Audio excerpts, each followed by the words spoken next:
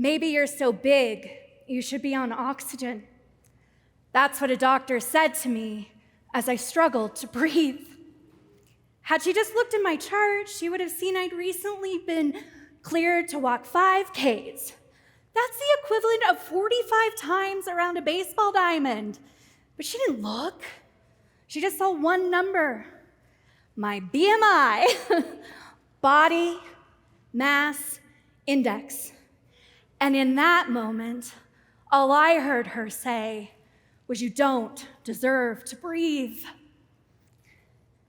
That day I became a statistic, one I'd spent years trying to prevent. Because when people are made to feel shamed by their care providers, they are less likely to receive routine health care and more likely to gain weight. This isn't just anecdotal. It's research based in multiple studies. And it's also my lived experience. At the age of 12, I was already dieting, losing a little, gaining back more, again and again. Most doctors' visits focused on one thing. What diet are you on? Have you tried this one? As if I hadn't tried them all twice. In fact, my parents actually met at Weight Watchers, so technically I've been attending meetings since before I was even born. But then something shifted. At the age of 30, I was pregnant, and I connected with a midwife who touched my body with compassion and told me I was healthy. Me? Healthy? Yes. That's when I learned that health at every size is real, and it's backed by science. During pregnancy, I thrived. I wasn't told to shrink myself. I was supported to care for myself. And I gave birth on my knees in a hospital, surrounded by a care team that believed in my body, maybe even more than I did. That moment changed everything. Because how could I continue to hate a body that had done something so magnificent? In 2011, with a baby on one hip and a laptop on the other, I launched Plus Size Birth. Because if anyone can start a movement while covered in spit up, it's moms. Right? Back then, there were hardly any resources on how to even have a healthy plus-size pregnancy. So I created what I couldn't find. It took off, receiving millions of views. I became certified as a childbirth educator and traveled the country, educating care providers about weight bias in maternity care. I even spoke at the National Institutes of Health, where I shared that shame is not an effective approach. When people feel shamed by their providers, they avoid care. And sometimes that delay is deadly. After that doctor dismissed me when I struggled to breathe, I didn't seek care for over 2 years. And in that time, I didn't know I had skin cancer.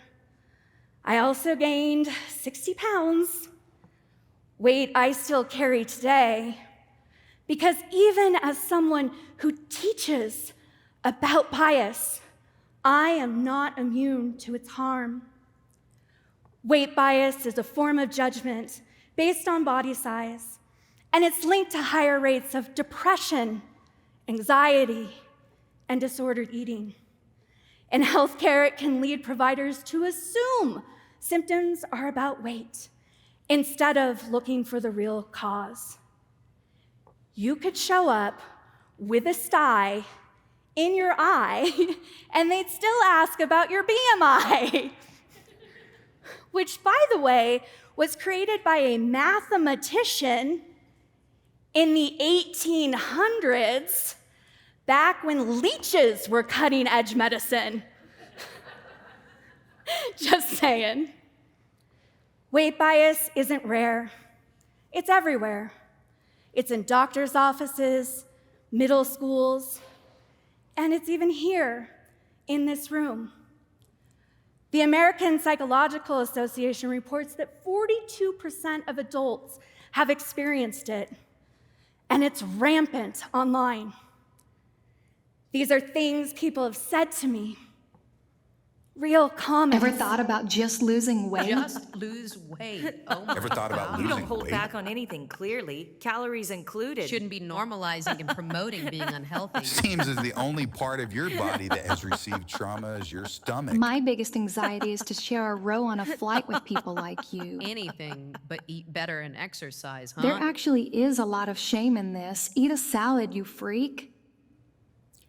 Imagine these words being said to a child, a 6-year-old, because it's happening. Here in New Mexico, more children live in larger bodies than the national average of 1 in 5. And among adults, it's even higher, 1 in 3 or 35%. So the question is, how do we create compassionate care for everybody? I believe it starts with a chair without arms, and we go from there.